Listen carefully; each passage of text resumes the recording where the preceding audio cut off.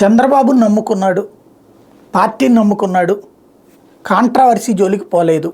ఫలితం చక్కటి సీటు దక్కించుకున్నాడు. కేసినేని చిన్ని, కేసినేని నాని సోదరుడు చిన్ని రాజకీయాల్లోకి రావటం, తెలుగుదేశం పార్టీ తరపున అభ్యర్థి కావటం, నానిని పక్కన పెట్టడం కోసం చిన్నికి అవకాశం ఇచ్చారన్నప్పుడు ఆ వివాదాల సందర్భంలో నాని తీవ్ర ఆగ్రహవేశాలు వ్యక్తం చేసి అనేక సార్లు విమర్శలు చేసిన, అలాంటి విమర్శలకి వ్యక్తిగతంగా స్పందించకుండా అది మా వ్యక్తిగత అంశాల్లో నేను స్పందించను అని చెప్తూ నేను సిన్సియర్గా పనిచేస్తానని చెప్పుకుంటూ వచ్చారు. ఈలోపుగా అనేక ప్రయత్నాలు జరిగినాయి. ఈవెన్ చంద్రబాబు గారికి సన్నిహితుడైనటువంటి సుజనా చౌదరి బీజేపీ తరపున ఆ టికెట్ ఆశించారు. అయితే ఎవరిని కాకుండా కేసినేని చిన్నీకే అంటే పీవీపీ కూడా అక్కడ బీజేపీ నుంచి పోటీ చేయడానికి రెడీ అయ్యారు.